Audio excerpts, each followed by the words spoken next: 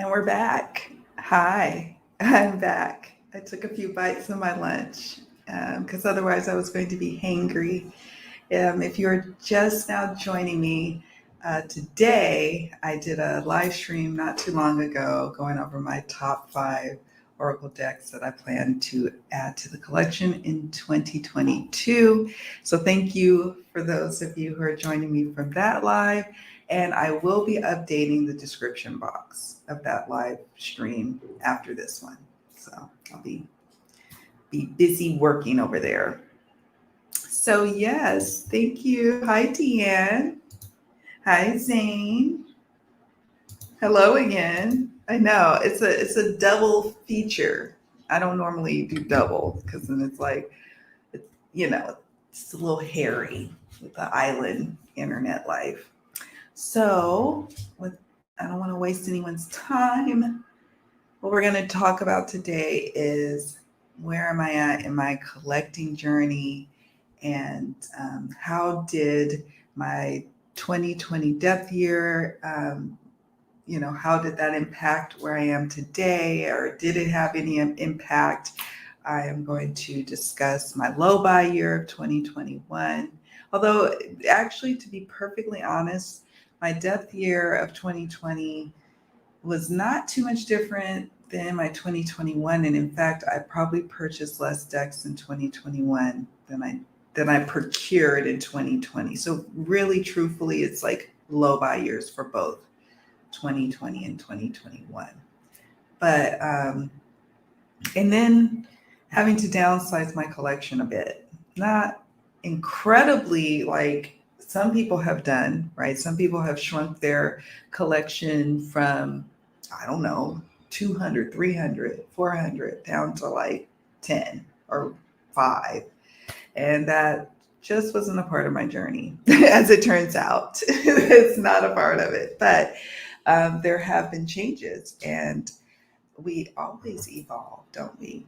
And I just have been reflecting on it as I was deep into the throes last month of dealing with the last few little decks in my parents' house in the United States. And I had left them there to be stored. And yeah, I didn't buy not one deck on my trip while I was in the States last month. And I thought if I was in the States, there's for sure, hands down, going to make it to a bookstore or a magical store and get me, or metaphysical store and get me a deck.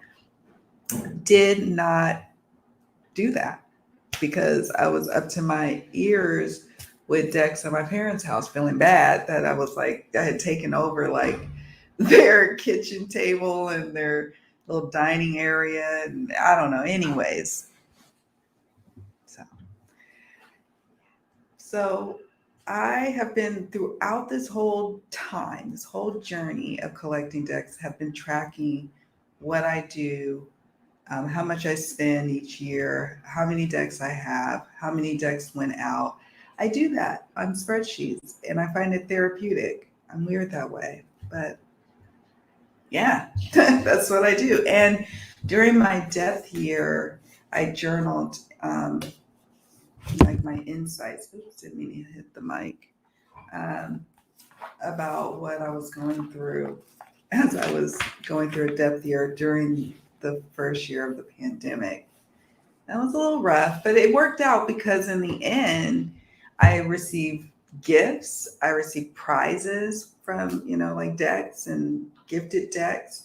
So I wasn't without getting new decks in 2020. And then similar to 2021, only I relocated to an island and I left California where it's pretty easy to get decks in my hands, to the islands where it's a little bit more precarious and you got to be a little more discerning about what decks you're purchasing. Otherwise you go crazy. Like I would go crazy monitoring, trying to figure out shipping, trying to figure out where's the deck, especially if it's an expensive high-end deck. So I was just like, I can't bear that kind of stress right now in my life. So, yeah, welcome everyone who has just joined the live stream.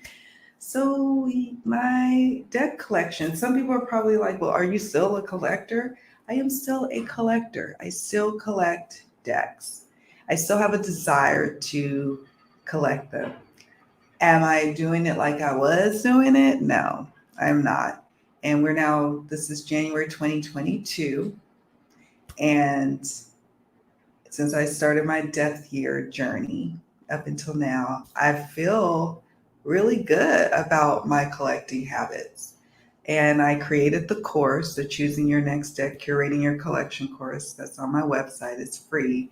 It's in that process of creating it. I was also doing the exercises. I did them before I offered it to all of you. But as I did those exercises, as I journaled about my experiences, as I shared them and was authentic with you guys during that whole process,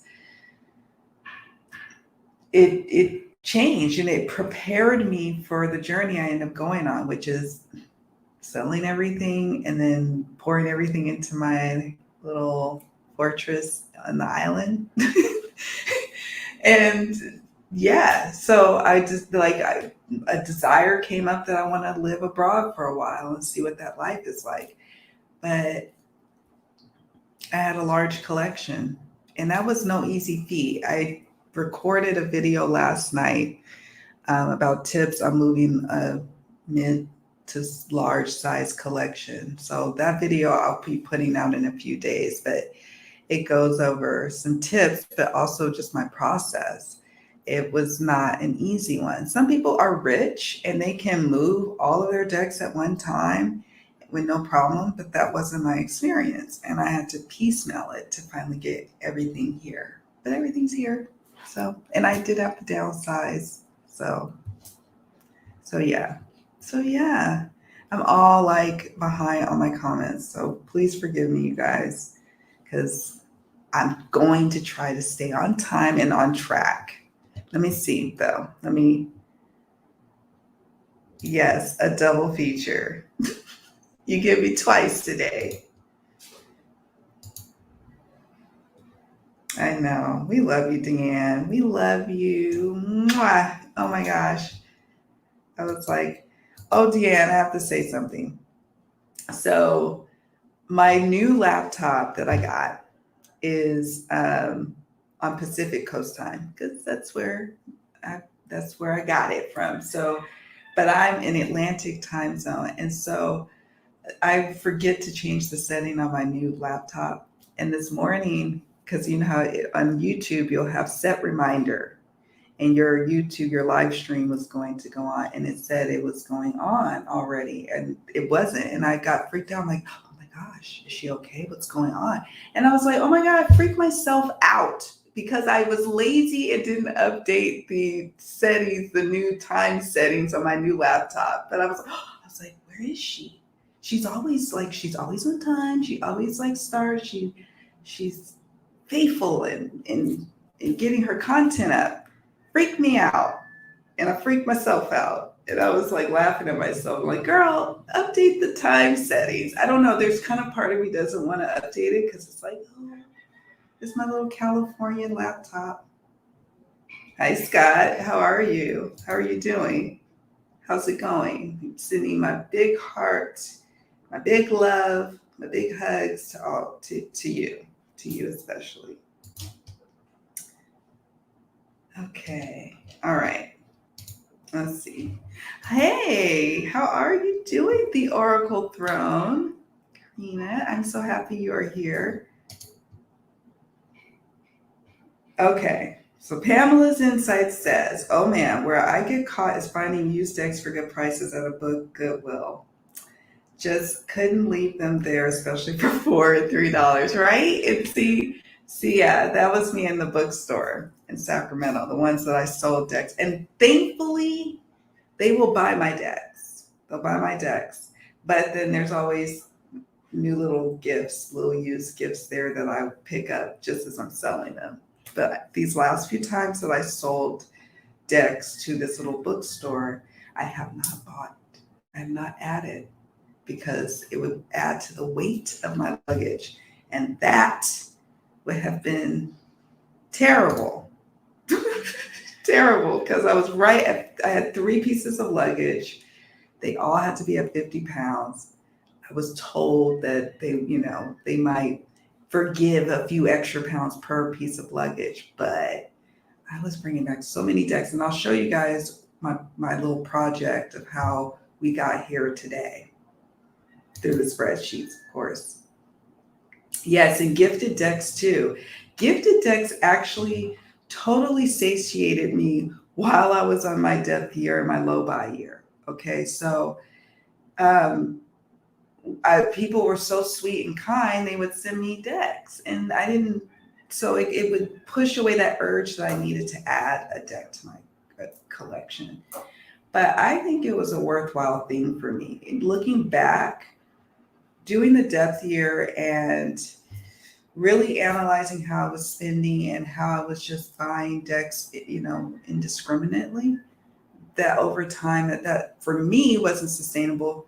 It wouldn't, if I still had my old job, my old life in the States, it would be sustainable as long as I want to continue doing that. But because I wanted to go on a different journey, a different trajectory of life, a different way of life, it just wasn't sustainable. So it's not I think I'm like, I will look at it. I think I'm at like 163 decks, and that's not as light as I wanted. I wanted to be a little more lighter because it was not easy getting these babies here. It's not a nimble collection that I ultimately aim for.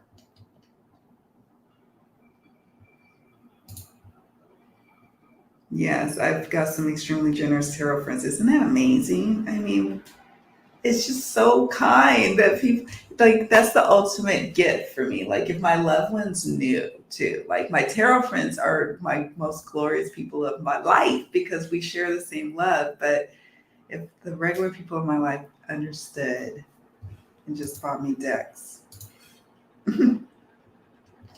Okay, let's see. Yeah. Hello, tribal woman. Thank you for joining. I'm happy you guys are all here. So, anyways, now I am going to share with you, hopefully, it's not on some messy page, my spreadsheet.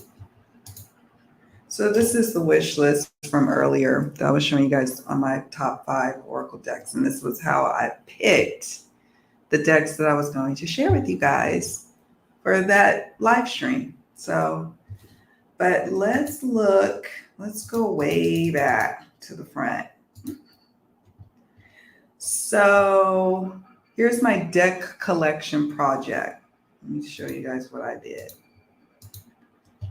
And don't mind the color coding. That was just something for me that ultimately didn't even matter.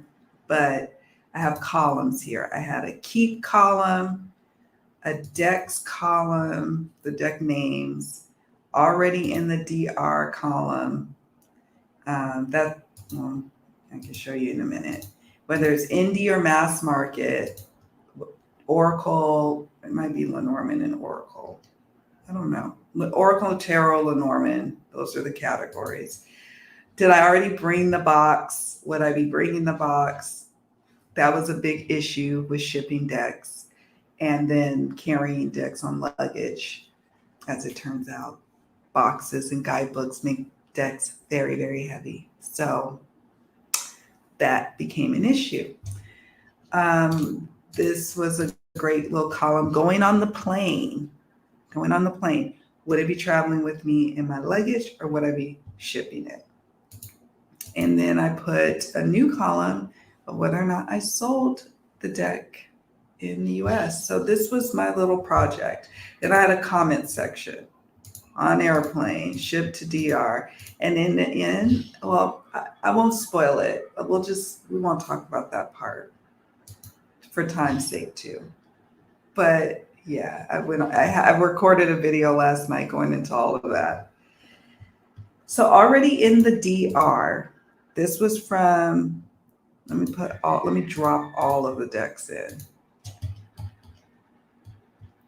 So if they're already in the DR, let me count how many I brought to the DR the first go round from when I came here January 5th, 2021.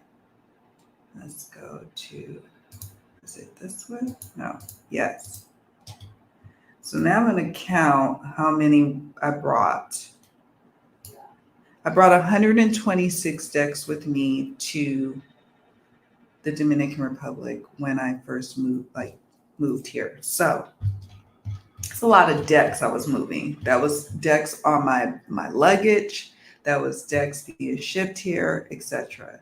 So then let's look at the number of decks that I ended up leaving at my mom's and dad's house to store because I couldn't bring them all. So let's count them. So that was 43 decks.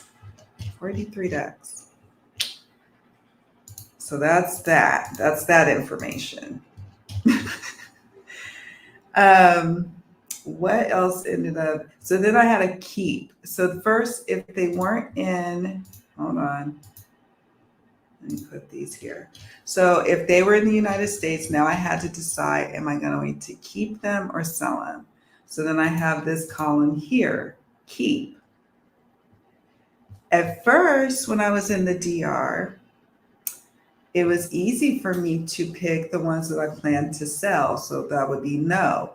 But then once I got to the US and I started playing around with the decks, as you guys saw in the videos I published, a few weeks ago, I ended up deciding to keep more. Imagine that.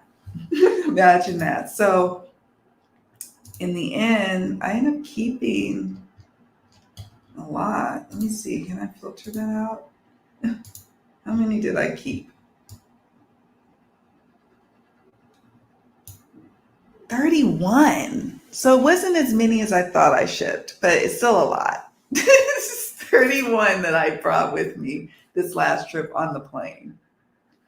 So I had 3 pieces of luggage, and thankfully my daughter and I packed light. 31, the accurate number is 31 decks that I brought, and the rest were sold. And I keep track of the ones I sell and give away or whatever. I do keep track of that. So yeah, that's my little project, you guys. Let me see what else I want to share. I was keeping track year over year of how much I was spending on my deck purchases. And then 2020, I just stopped tracking it. And then it became kind of negligible in 2021. And I might analyze that data later because I'm a nerd. What else? What else am I going to analyze? And so then what I do is I track everything. All my tarot decks. So I have 62 tarot decks. Yay. And then I have, how many? Oracle. 92 Oracle decks. And only 5 Lenormand decks. I sold a few in the States last month.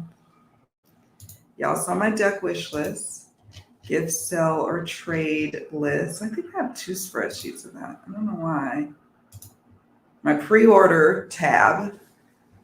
So I have, or decks I back. Have 1 right now. This one. And then I'll put the final purchase price and whatnot once it comes to me. Once I've seen how much I'm paying in shipping. I don't know. Or maybe I'm just being lazy and didn't update it. I don't know what this one is. Oh, I have another top decks list. Interesting. So as you can see, it goes on and on and on with my tracking. It gets a little ridiculous. It gets a little ridiculous. So, but the spreadsheets help me to figure out what to do with my collection and how and looking at those decks while I was here, the ones that were still in the States, and asking myself, do I really want those decks? So it's nice to have the distance, because then when I reunited with them, then it was like, yeah, I do. I still want you. Like, hello. Let me see what we got going on here. The $4 Cosmic Catwalk was even signed by the creators. I am a sucker for signed books, like signed by the authors, and like when creators like sign the deck, or they put like a little certificate of authenticity in the number of my deck. I'm like, I'm totally like, you can totally sell me on that. I don't know. Hello, hello. Uh-oh. I got a little,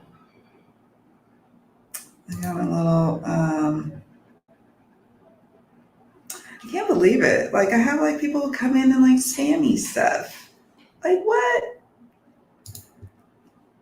Yeah, this forced me to have to update my spreadsheets to some extent. Some of them, some dead, there I call them like dead sheets. I need to like delete, but meaning that I haven't really been updating or need to update them. But yeah, yes, make a list after you record your collection videos because they're already like out and about, and so then you can like look. And if it's easier, you can just snap pictures of them all stacked up or whatever. Snap pictures. So that's my lazy person's way of doing it, and then that way I can just like look at those pictures later and then put all the little data in my spreadsheets or by tracking later. Because I never thought I would be that kind of person, but then it's in me, and it's interesting because I'm still very like not woo woo, but I'm not this organized. Now in other areas I'm not organized, but in this one I am. That would be great for you. Yes, yes, yes. Hello, my friend. Thank you for joining. Oh my goodness, thank you for joining. I love your channel. I have to say that. To say. All right. You said, oh wait, where did I see it? It said that's intense. I saw a cool little. I think I'll type up the list when I watch it back because mine are going 3 rows deep. Oh, see, I'm trying to be careful about being even just 2 rows deep. I'm really wanting to keep it to 1 row deep, but there is one shelf that's starting to be 2 rows deep. And so I get it. I get it. Okay, we have folks joining. Hi, how are you? Good to see you. Look at all my friends coming in. Okay. Somebody wrote, and I saw it earlier, and oh, that's intense. That's what I thought I saw. Kristen, that's what I thought I saw. I was like, what?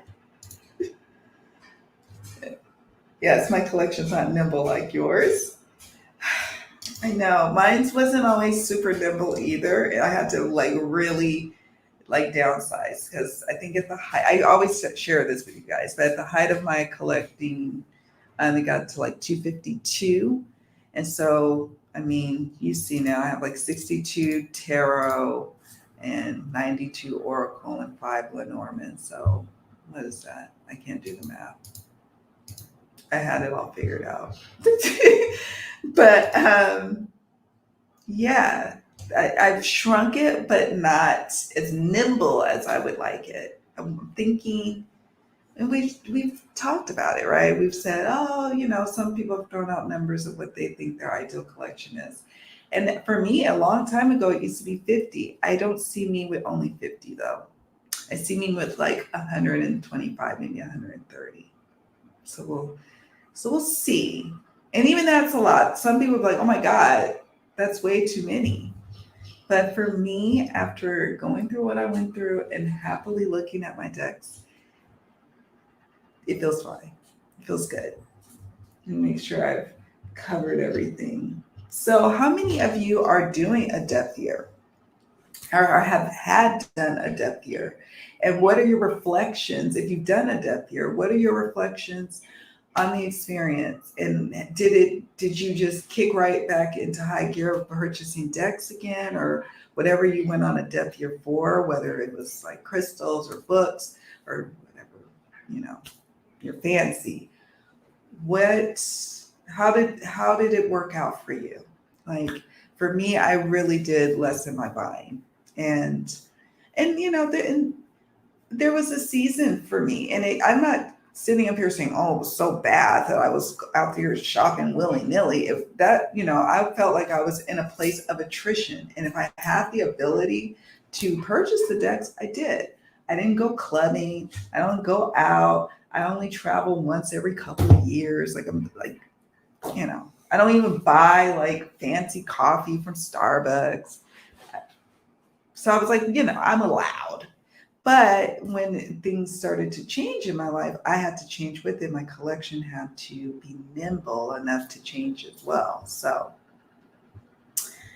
yes, yes. It's good to see you, my friend. I'm happy you're here. I'm so happy to catch up with you guys. This is good because I needed to do like a little updates video about my collecting habits.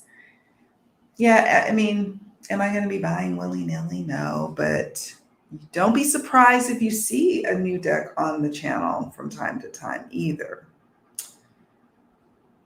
Let me see. I just saw the part Sunny won't really be able to see them all the way from a pic. Oh, that's hilarious. Okay. I have 2 boxes full of decks that need to find good, loving homes. Right. And that's a great step too. Putting your decks in the box and just seeing how it feels for them to be in that box. And then get ready to find their little homes, their new little homes, so they could be adopted and used and loved. And that's what I kept telling myself last month. I was like, somebody's going to be super excited to get these decks. Like I get excited when I go into the bookstore and I see a gently used tarot deck on the shelf and I'm like, oh, you're for me. I think I am still below 100 decks, but I haven't done a count in a while. I hear you. And so anytime, like with that spreadsheet I just showed you guys, anytime that I'm adding a deck to the collection or selling or doing whatever I'm doing with it, I really try to be good about updating the spreadsheet because otherwise I'll lose count. And with me trying to move and all of this jazz, moving like multiple times in a short amount of time that I've done, I needed to keep track of all these dang decks. I'm just about to buy another row of cubes. Hey, you gotta do what you gotta do. You gotta make space so they have room to breathe.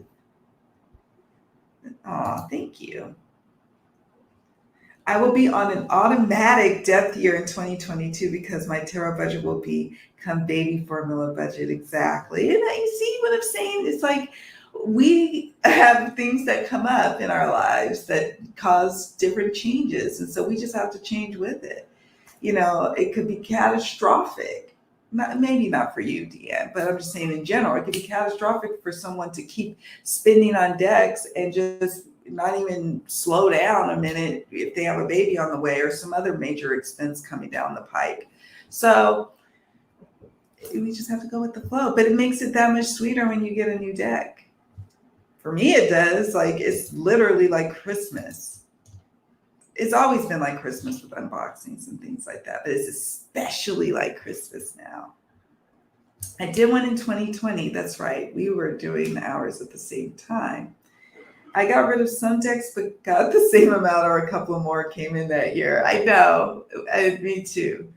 But most of them were gifted to me. Yes, I agree. And so that was interesting to see too how the universe blessed me with decks when I said, you know what, I'm slowing down. And I still was blessed because I still love them. I still have a major love affair with collecting decks and with having decks and using different tools. I am that reader that enjoys using different decks together and trying out different decks after a while. And just, it's like a playground for me as an adult. I can't wait till my friends come over here. Because I have a couple of friends who appreciate decks. I can't wait for them to come see so we can play with decks. And so it's just, I still very much love them. And it was lovely to have decks gifted. Or when I went to the Northwest Tarot Symposium in 2020, and Llewellyn was there, and they were giving away decks, and so I got a deck or two. Yay! I think there was prizes as well. Let me see. I'm not a big collector. I've naturally reduced my buying and am just enjoying the decks I have at the moment. That's the place to be. That is the place to be right there. I've been struggling hard with diagnosed anxiety and depression, so I've tried to be hard on myself. I'm assuming maybe not be hard on yourself. Maybe. I don't know. Because I know, like you said, I know that well. That you struggle for sure. For sure. You have to have compassion. In the video I recorded about my tips on moving a mid to large collection, I talk about being honest and compassionate with yourself. You gotta be compassionate. You gotta meet yourself where you're at. Like we give other people grace, we have to give ourselves grace. Does that mean we have to give ourselves constant passes? No. But we definitely have to give ourselves grace, especially with collecting or not collecting or anything that, and then with anxiety. I know I can totally relate. That's right. But what has stayed with me is the deepening of my practice. I started really using my decks more and focused on them each month, even though I can't get through them all year. Me too. That's how, for me, the tarot study groups were born, and wanting to deep dive into the decks we already have. That came about. The course that I created came about. It allowed me to get like all creative. I started, the one thing I did do, oh my gosh, the one thing I did do that kind of exploded was creating my own Oracle decks. So that was another cheat. If I'm going to be perfectly honest. So I ended up making my own little Oracle decks. I didn't make the backs, but my own little Oracle decks. And I started working on a guidebook for the main Love Oracle one I made. So in 2020, that started. And it continued a love affair for me, making my own little personal Oracle tools that I use for my client readings. So a lot of beautiful things were born out of my death year. It seems the same for you too, that beautiful things came about. And that's why I think it's such a worthwhile thing for people to explore and continue the course. Because, after a while, I was with folks who were doing death years and they completely fell off. And that's no judgment. There are times I wanted to fall off, but little did I know down the line, down what was going to be my future, which is now my present, other things shifted and happened that needed my money. Decks had to kind of step back. So it all worked out. But the death year prepared me in a beautiful way.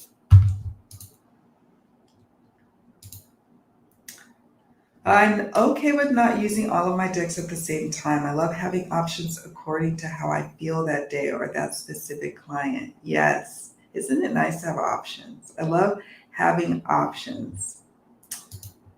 Hey, Debbie, how are you? I think this will be a slower accumulating decks year, but birthday is next month. My birthday's next month too. We are Aquariuses. You know how that goes. Yes, it will, for me, will definitely be a low acquisition year. I agree. And I have short lists, but I also know that I really want to be mindful of the decks that come in because I really want to get to know certain decks in my collection. And otherwise, when I go back to the States, I have to make a plan to bring some of them back so I can sell them there or give them away there. I can give some decks away out here, but like a few. I don't want to inundate people with decks. I still love my idea of a library, having where people can come and check them out.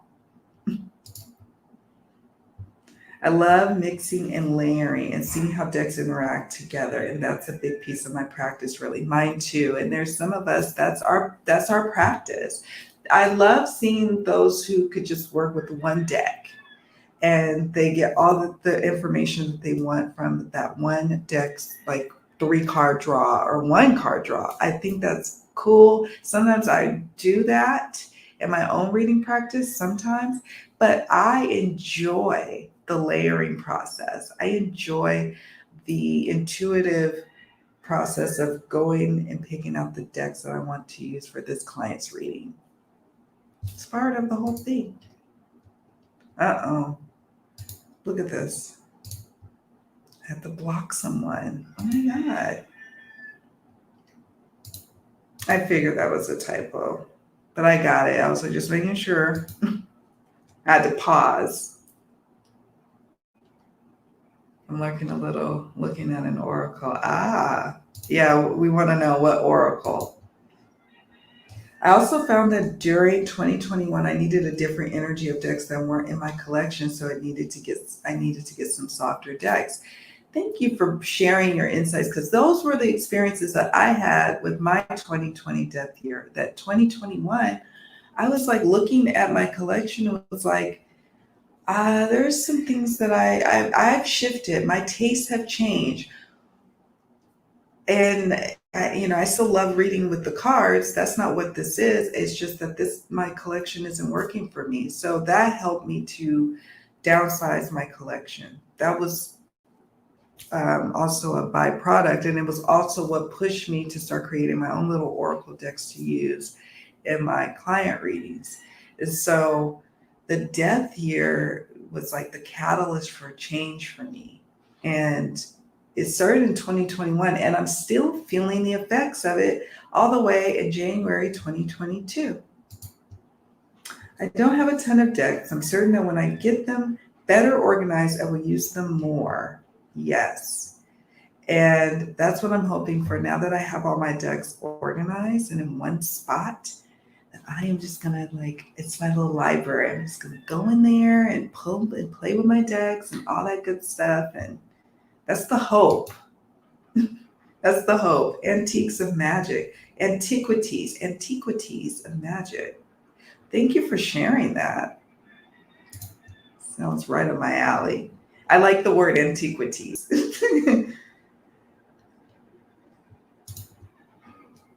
Okay, Aquarius here too. Wow.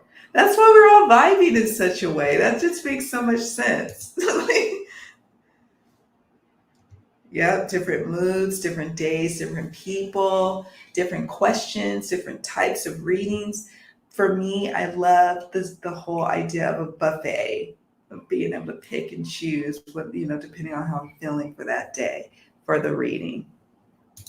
I think that's the whole beauty of the process of video readings, for example, like when your client submits their questions to you and you have the luxury to go and pick out a deck off your shelf that feels intuitively appropriate for that reading.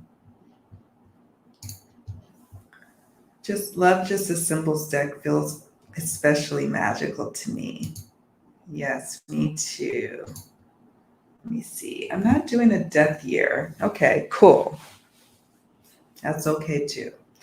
But my purchase of decks has definitely slowed way down because I'm being really discerning about what will add something different. Oh, I like that. What will add something different to what you already have, right? My postman is relieved, I think. I'm weak, right?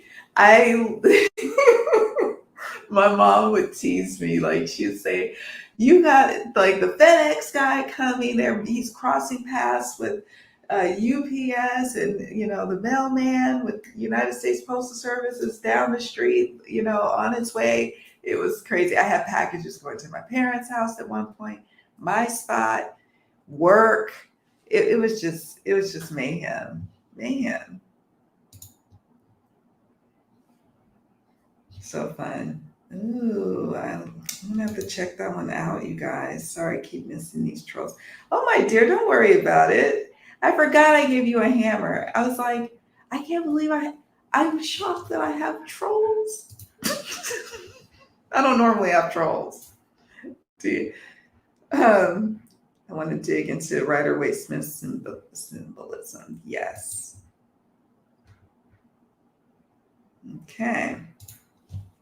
I have noticed my tastes have changed. I am a collector. Goal for 2022 is to get first indie deck. Ooh, I can't wait to hear which indie deck you'd land on, because that would be a curious thing and an exciting video idea for you. So I'm here for it because, it's claimed too. I am a collector.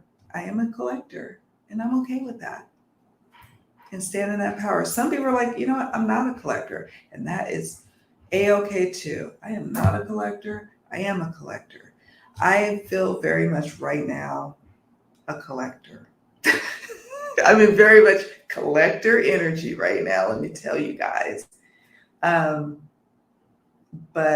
I think that's because I was heavily involved in getting my collection merged under one roof, under one land, like country.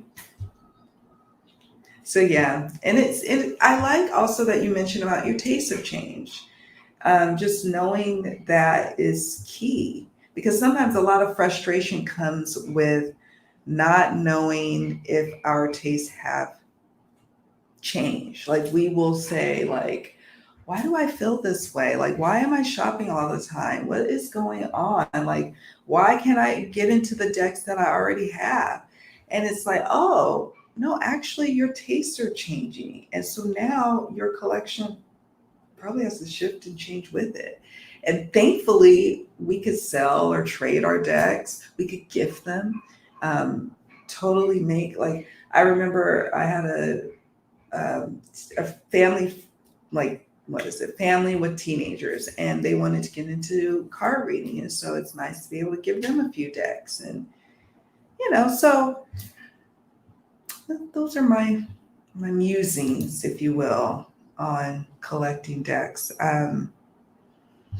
Right now I'm still loving it, like that's what it is, but there is much more discernment, as Jen mentioned, much more thoughtfulness and mindfulness on, does it add something new to my collection? Does it add something? And if so, what? Can I name what it adds? Or as some of you guys have kindly pointed out in the past, do I already have something like it in my collection? And that's why I track my decks too. I could peruse my spreadsheet. If I was really on top of it, I add a category about what category like that they would fall under each deck. But it's okay. I don't mind just perusing all the decks I have and just seeing if there's something similar. But you got a big Christmas bonus for last year. Ooh. Yes, Jim, I'm trying very hard not to get more of the same thing. Ooh, okay. I'm checking that out. Deanne, I'll be watching you. I'll be watching your only 10 decks. I also have a live where I show how it can be used as a Lenormand. That is wonderful. I'm going to devour that.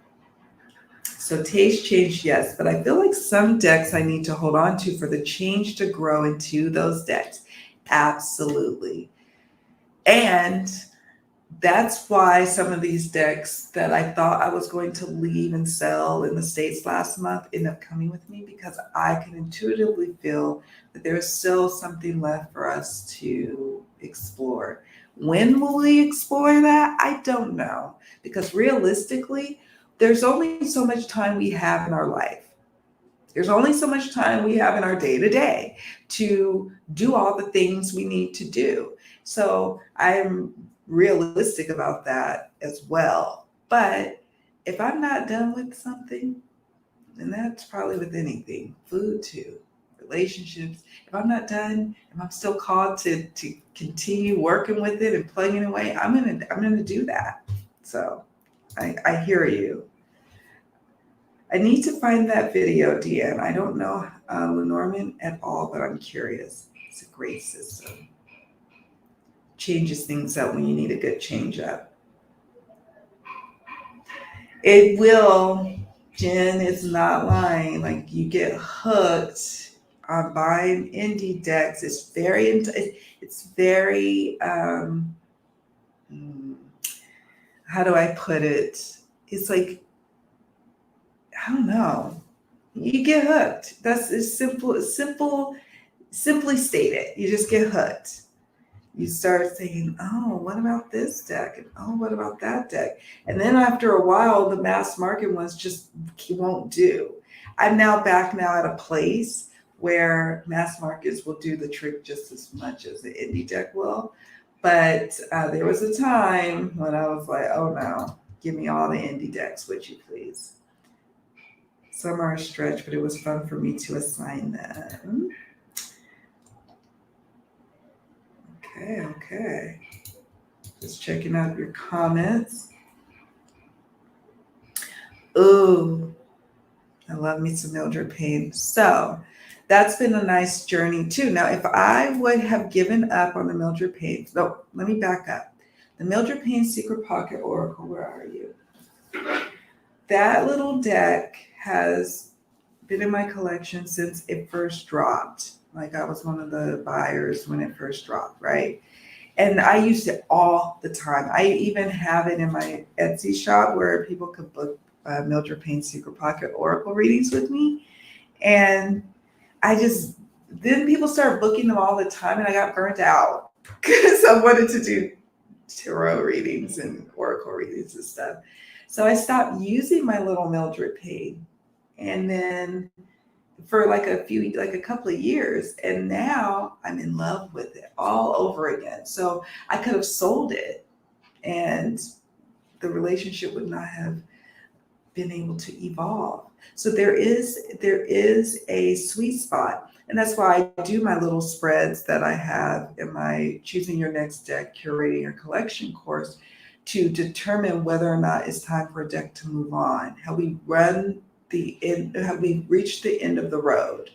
Is our relationship now time to move? Like we part ways with the deck?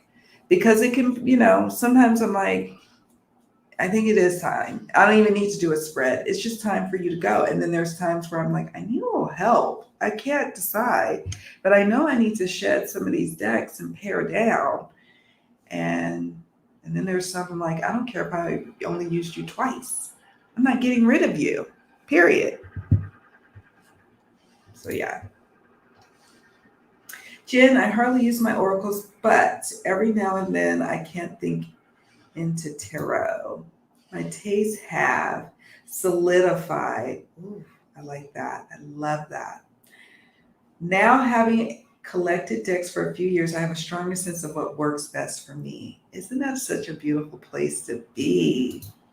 Such a beautiful place. I love that. Solidified.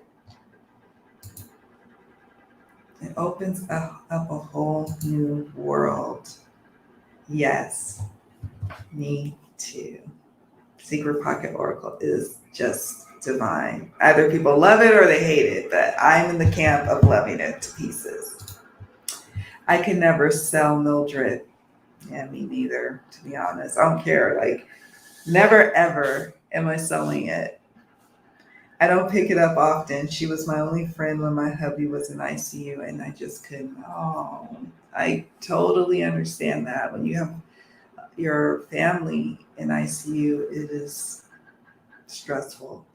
And yeah, Mildred is special. Mildred is special. I get what you mean. Eclectic tarot. So yeah. So these are just my musings. I would definitely do a depth year at some point in the future if I felt called to. I don't feel called to do a depth year now. I just feel called to be mindful of the purchases, and it's good. This is a good baseline. I don't think I've even added any to my collection this year yet, because I pre-ordered that deck, the Points of View Oracle, I think last year.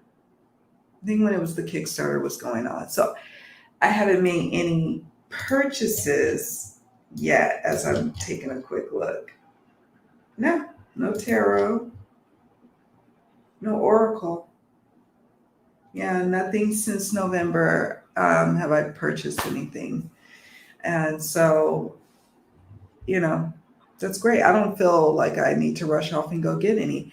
If I hear about a deck, like I had the 5 cent tarot on and off my wish list for a minute, like when they first had the first edition, and then the first edition sold out, I kind of kicked myself for not getting it. And then after a while, I was like, I'm not ready for it. I don't really want it, it's whatever. And then I saw it today on Deanne's live stream, and I was like, I need to add this to the wish list. I could easily go ahead and just buy it, but no, let's have the cooling off period. Let's put it on the wish list, see how I feel, marinate on it, and come back to it. Sometimes I'll come back to my wish list in a day, in a week, in a month, sometimes several months, and don't feel this pressure or need or FOMO to get it. Now that the first edition is gone, now I really don't have FOMO, but FOMO is a real thing in our little community, but it doesn't have to be. When you can kind of take a step back and just say, okay, why am I adding this to my collection again? Do you do a word of the year? And if so, do you find that it ties into your death year and or collecting habits? I have not started doing a year or a word of the year. I've heard of people doing that, but oh, dang it. It's over there. So have you heard of the Sovereign Oracle? I would go get my planner. I'm going to do a video where I do a word of the month, and I'll shuffle. Let me see. Hold on. Where is the Sovereign Oracle? Let's see what we got. So I got all the, when I get decks, I usually can be suckered into expansion packs. So creators, FYI, you can get me on an expansion pack for sure. So the Sovereign Oracle, here it is. And then it has expansion packs. This one, I don't think I've done an unboxing on this one. So I'm probably going to have to do a deck and focus if I haven't done one already. So Spirited Business Expansion Pack, Creative Visions Expansion, and then Inspired Living Expansion. Do you guys know this one? This one's so cool. So what I do for my 12 months of the year in my planner is I'll shuffle this deck, and I've had it for the last couple of years, and I'll shuffle it and see what is my card or my word of the month, but not word of the year. I could do that. I could probably do that. I will try that. What was your word of the year? So then I shuffle it, and let me see. Let's see what comes for us. Experiment. So then it's got all these little key messages here. So experiment.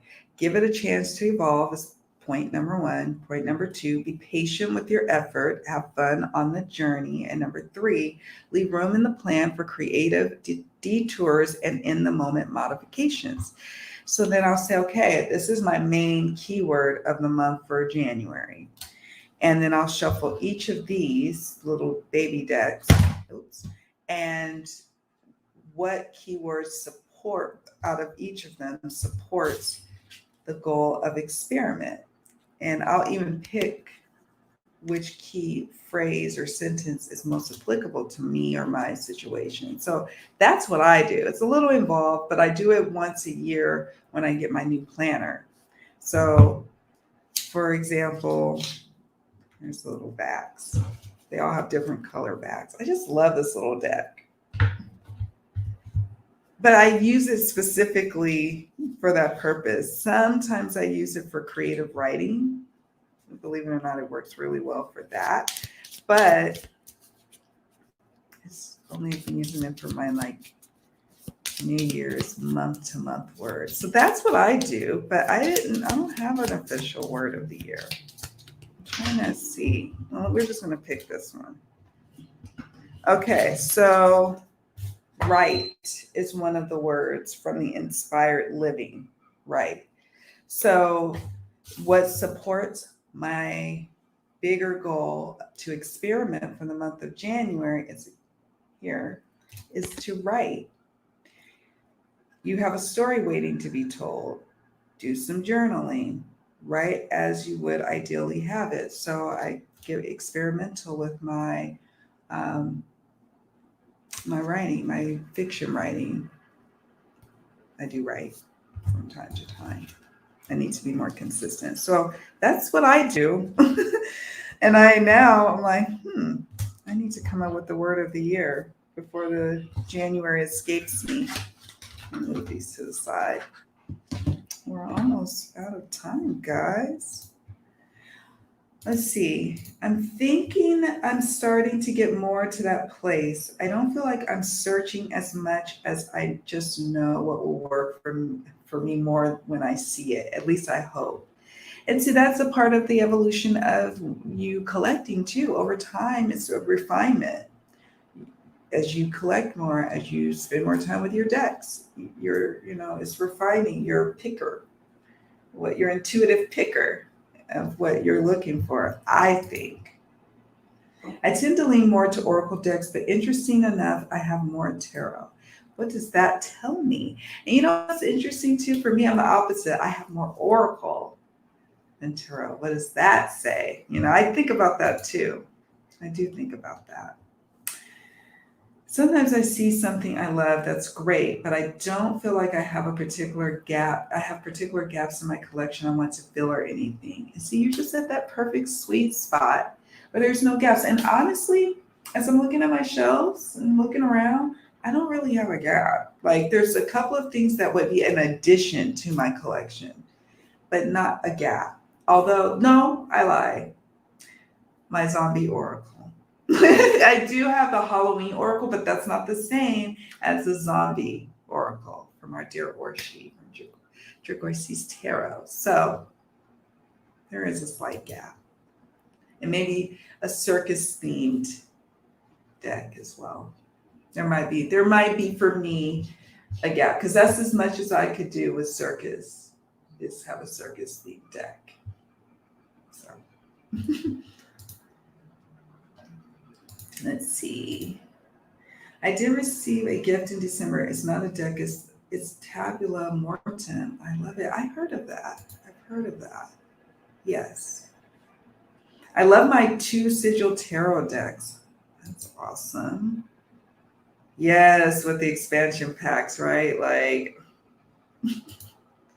they give me every time. That's the Mildred Payne. Every time I'm like, oh, there's another expansion pack. Oh my goodness. Okay, sign me up.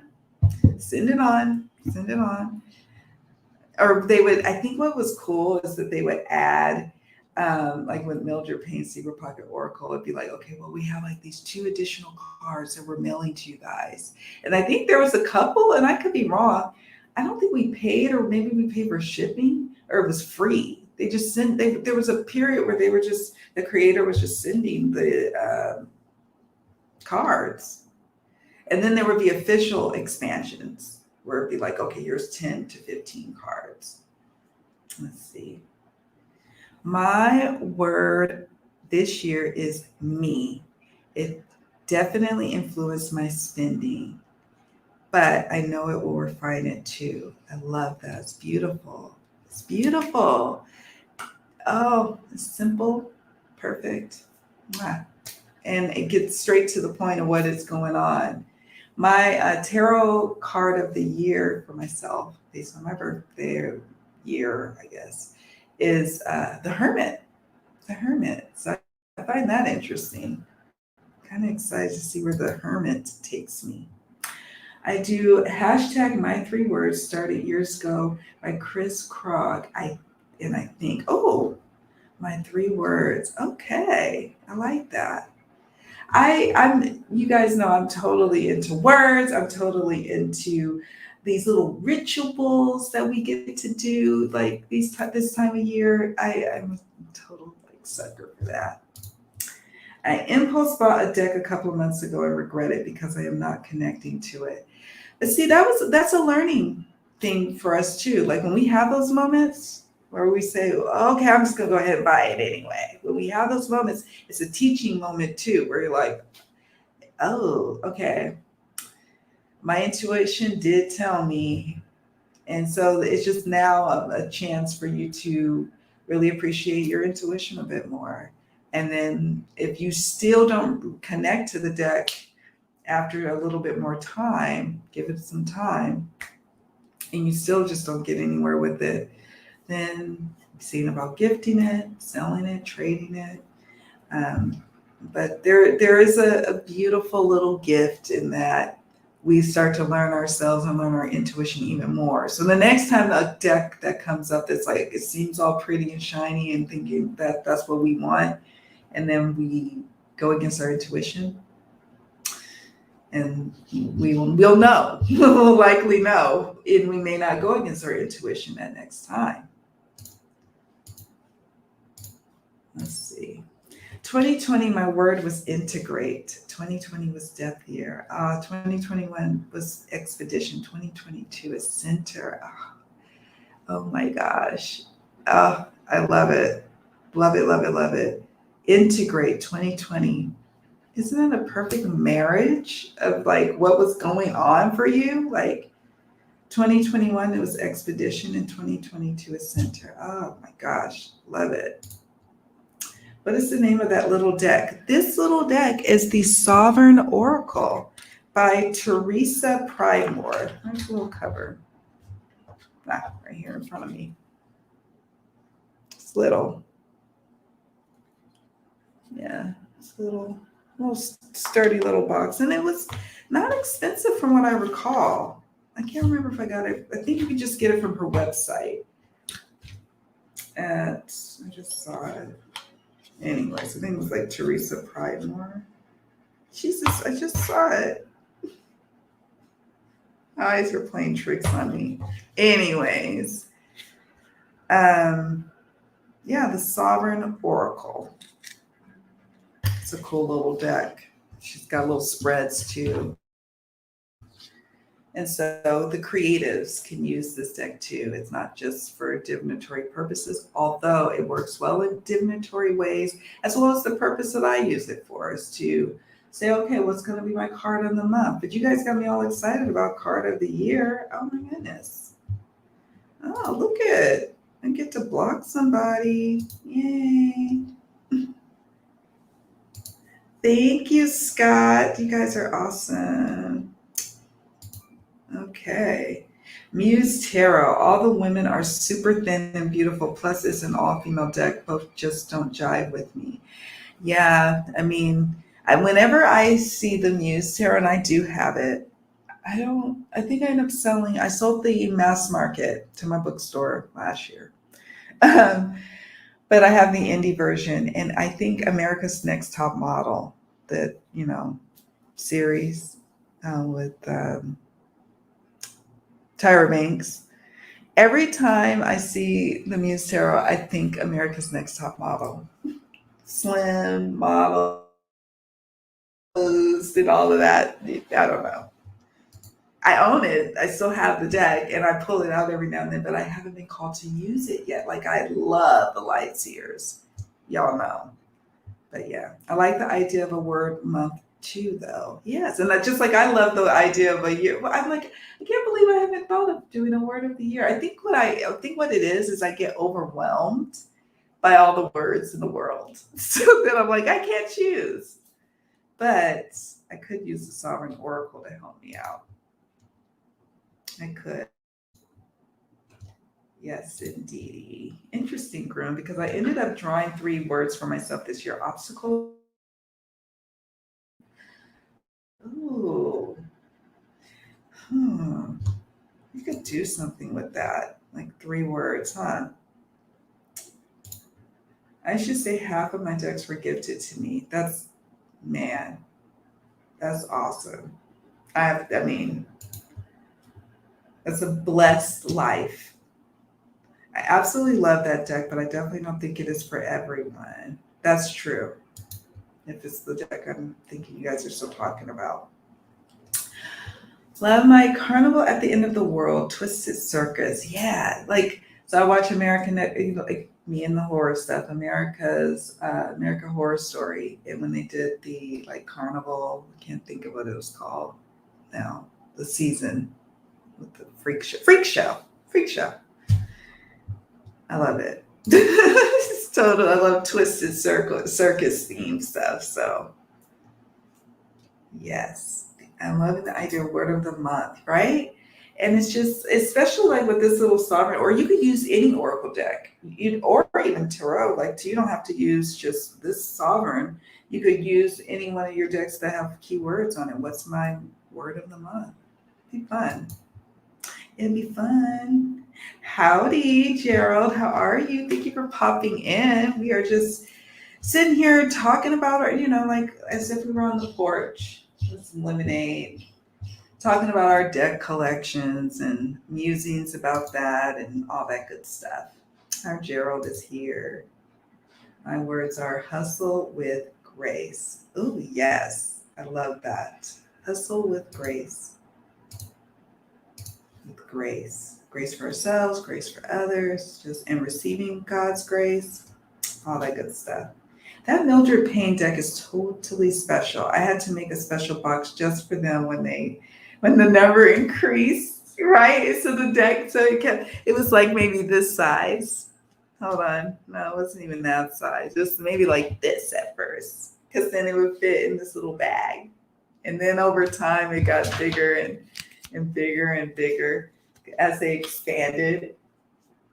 So, but I can, it's like if there's expansions in the world of my deck, I can't have. It's like adopting like grandbabies or something. Like I cannot let my babies be out there in the world and not a part of our family. So that's how I feel about expansion packs. Herman is my card too. It does feel serendipitous. It feels serendipitous that you mentioned that. Our cards are the Hermit. I wonder what that's going to shape up for us. I know the overall card of the year is the Lovers, but I also like figuring out what my personal card is. And the Hermit. I already started hermiting last year though. So it's going to be interesting. How much more hermiting am I going to be doing? Like, whoa. And Hanged Man. Ooh. I'm looking back here at my little my majors right here with their little dates. So the Hanged Man. And then the following year is likely Death. Hanged Man. New perspectives. Suspension. Being patient. All that good stuff. All that good stuff. All right, my dear. Well, I know. I need to get myself together too. I've kept you guys long enough just as I'm chit chatting. That's what I wanted to do though, was to show you guys my spreadsheets, how it helped me, how it was instrumental in helping me to keep track of the decks I own in 2 different countries and where I am at with my collecting habits. And it's going to be more of the same like it was in 2021. Not too much happening, but I'm still a collector. I still love decks. It's still very much a part of my life. Heck, I got a room in my house just devoted to decks. So there's that. So yeah, but I do think I am cured of my impulse buying that I was doing strong and tough in 2017, 2018, 2019. So there's that. But yeah, guys, I'm not going to keep you guys here too much longer. If I picked a word of the month, it would be mindfulness. Yes, I love the word mindfulness. What's another word like it? Mindfulness is like being mindful, being, thoughtful. But mindful is like, that's a good one. That could probably work for me too, to be honest. Bye, Laura. Thank you for joining us today. It was fun having you here. I know you got a lot of work though. I know I have readings to do, and I volunteered to make dinner tonight. So not only did I schedule some readings at the same time, I should be cooking. So I'm gonna be finagling that like we do as adults. Yes, I really find word of the year super helpful and enjoyable and an enjoyable practice. Gives a directive and focus, but also for expansiveness of how it unfolds, right?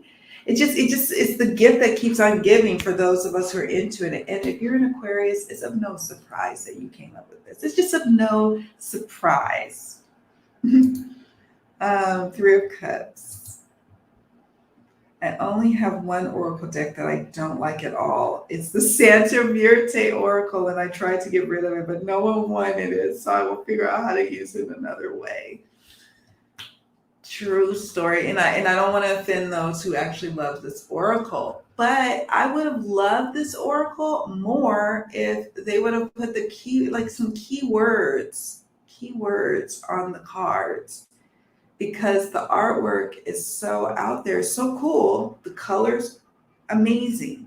But Los Scarabeo lost me with how they did this deck with the numbering and the lack of keywords. It lost me.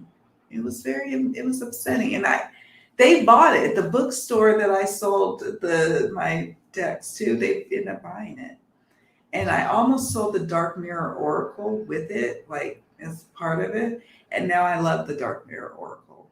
So isn't that a trip? But I feel the same way about Santa Muerte Oracle. I really had a struggle connecting with that one.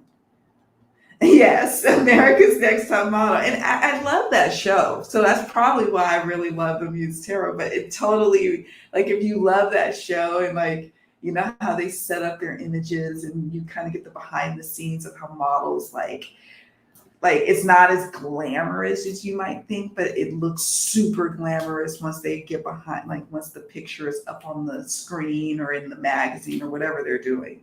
You're like, dang.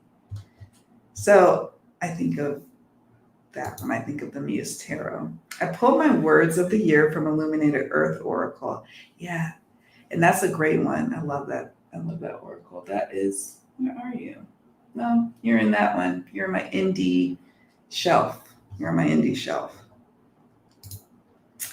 I have a bag I have made of leftover material from a different bag. It was too small for anything I had, but when I got Mildred, I knew, you're cracking me up, but that's exactly what it is. Like, that's how much we love this deck. Like, Deanne ended up getting a special little pouch. Like, I love it. I have to constantly edge it because I was using it so often that the edging would rub off.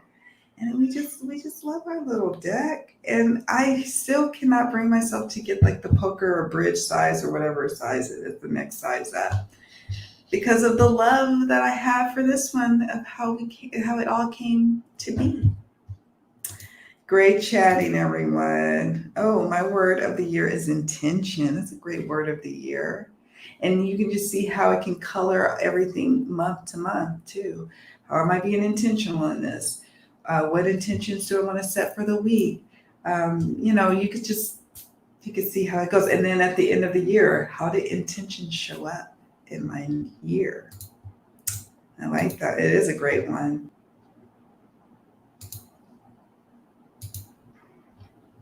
Sometimes you have to get rid of the competing decks so that you can fall in love with one of them. Does that make sense? It totally makes sense. And it gets cluttery after a while. You have all these different decks and you start to get overwhelmed on which one to pick off the shelf to work with. But when you kind of clear away all of the extra, it's like with relationships or friendships too. You clear away the extra, then you have time and energy to focus on whom you love. Totally. Hold on, guys. Let me take a sip.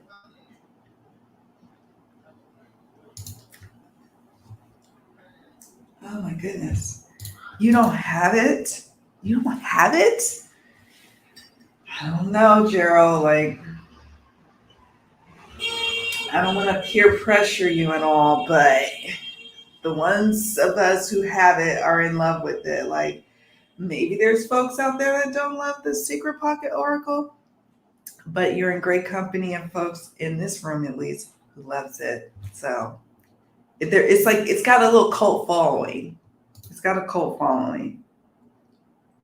Yes, I have both of them too. I have the Faceted Garden by Claire Mack, right? And the Illuminated Earth Oracle. My goodness, I have a frog in my throat. And heartburn because I was eating my food so fast between live streams. So that's it, you guys. I just wanted to chat with you, chat about collecting, connect with you, see what you guys are up to with your collecting journey, and see how you're feeling and see what you're doing and all that great stuff. I will be putting out a video talking about my journey of my shipping or my travel with the decks, moving a large deck collection. And I know I don't have the largest deck collection out there, but for me it's large. And yeah, it's been a journey. Literally, it's been a journey. Like, oh my God, finally, my decks and I can rest. We can rest. We can rest, babies. We can rest. So yeah, you guys, let's see what you're saying. Definitely, but Gerald is in for this cult, I think. Yes, you would totally fit into our little cult. Yes, have a wonderful day. I needed to connect with people. Thank you for providing this outlet today. Thank you for joining me. You've been amazing. I love all the insights that you share with us. So thank you. Thank you, guys. Have fun on your next live streams that you're attending, and I'll see you guys around. I'll be around. You know I will. Good to see you all. Mwah.